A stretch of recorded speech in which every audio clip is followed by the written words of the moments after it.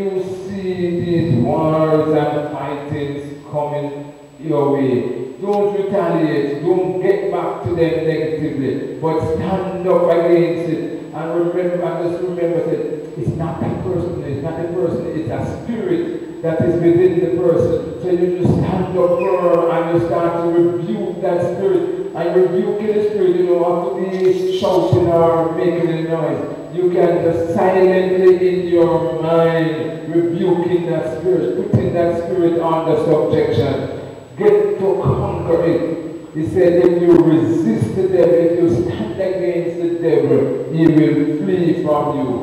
If you notice in the natural sense, if two persons are quarreling and one stops, the other eventually will stop. Because it's only one person who can keep talking and making noise, and the other one not answering it, the other one who is making noise must stop. Because they must say, but I don't want to talk. So this is what now, if you don't allow or give room to the enemy, room to the devil, if when you are tempted and if you are not yielding to it, the devil soon stop on you. He want to run from you because he said, no, I can't move this person is a rock. This person is so firm that everything I try with this person shun me, this person resist me, this person overcome me. I try this way, I try that way, but I still can't overcome this person. I try lying at the person, and the person still stands firm. This is what happened in Job's case. The enemy tried Job in every way. And when they tried Job in every way and can't move Job, what to do? He say, all right, God. I know that is you allowing to be, because they give that, they give that. So take away all of those things from him and see if he's not going to bow. He's going to curse you. But because God knows who Job is, he said, you on, I give you the authority. And when the devil tried all that still and still didn't get Job to bow, what the enemy do? You leave Job alone? Leave Job, because he said, no, this man won't God. So the more attack you get from the devil is because we giving him more opportunity. Because when he attacks us, we get soft and we say, oh, I can't manage, the devil has fight me from morning, and we come to church and get a testimony. Praise the Lord, saints, praise the Lord. Go on from morning, the devil has fight me, the devil has fight me, the devil has this. It's when you do that, the devil just wait until you reach outside and say, see me here again. But when the devil attacks you, you get up in church and say, thank God for Jesus. I am a victorious person. I'm standing up for Jesus. And start to give God some glory and give him some praise. The devil might say, okay. Then she will just take life and then I'm so happy. And then he will just... But you have to resist the devil, and he will flee from you. Don't give him no room. All when you come on your face, and you have to be crawling, still give God the glory. When Job meets in all these circumstances, never in the book of Job you ever see where Job give credit to the devil. Never. In everything, he gives credit to God. And you would say, but the daughter, the children, they're dead, and still give credit. Give credit. And this is what might keep the devil running from you. The more you give credit to God, is the less attack. You're going to run leave you and say, I can't manage. So I'm going to try somebody else. I'm going to find somewhere else to see if I can get through. So that's why James said, resist the devil and he will flee from you. Draw nigh to God, and he will draw nigh to you. The closer you get to God, the closer God gets to you. And when James said, draw nigh to God, and he will draw nigh to you, what this is saying that the more you depend upon God, is the more God recognizes you. Abraham become a friend of God.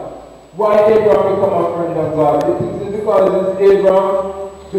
Abraham depends upon God in every move that he makes. Everything that God tells him to do, Abraham do it without any murmuring. So he draw near to God, and then God will draw near to you. The closer you get to him, is the more God will recognize you, and the more he will keep you under his wings. Cleanse your hands, ye sinners. Purify your hearts, ye double-minded. Cleanse your hands, ye sinners. Recognize who you are. And when you recognize who you are, you will always keep your heart purified. You'll always be of a single mind. You won't be double-minded. You find that sometimes you find yourself say, I want to go to church today now, but I don't have nothing. I don't have no food. When you used to go to church for? And then the next time when you have food, you run to church and you get up and you're happy and you're glad and you're happy. But one moment you don't have no food, the world is on your head. The world is on your shoulder. But don't be double-minded. Cleanse your hands, ye sinners, and purify your hearts, ye double-minded. Be afflicted, and mourn, and weep. Let your laughter be turned to mourning, and your joy to heaviness. As you draw near to God, the nearer you get to God, is the more penitent you become. And when you draw near to him, then you become more penitent. And the more penitent you get, is the humbler you be. And this is why when we get to this situation, then we can say of the truth, then God is leading, because you no longer depend upon your ability. Your ability is no longer the main focus, but you are now depending on God. Because you try everything in your ability and it still don't get anything. You don't have. This is what James said in the first verse. You do everything that you have in your power to do, but you still don't receive nothing.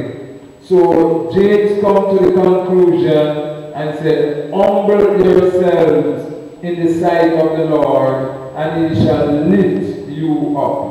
When you are feeling insignificant, when you feel like you can't get over, when you feel like you can't do nothing, when you feel like you are done and out, this is the time when God steps in.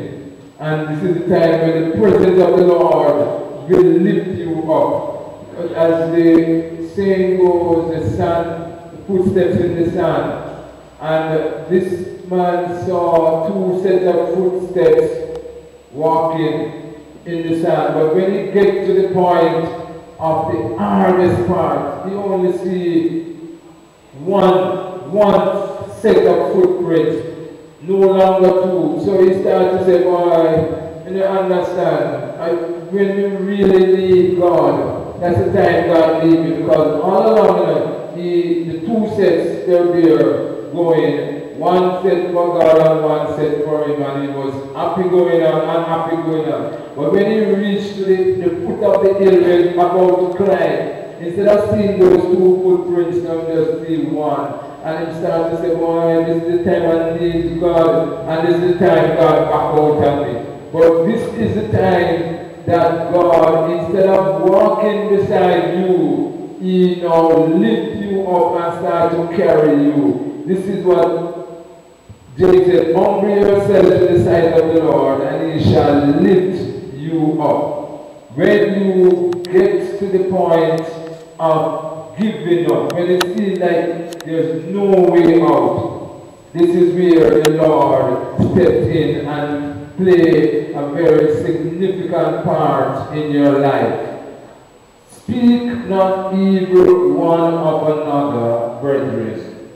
He that speaketh evil of his brother, and judgeth his brother, speaketh evil of the law, and judgeth the law. But if thou judge the law, thou art not a doer of the law, but a judge.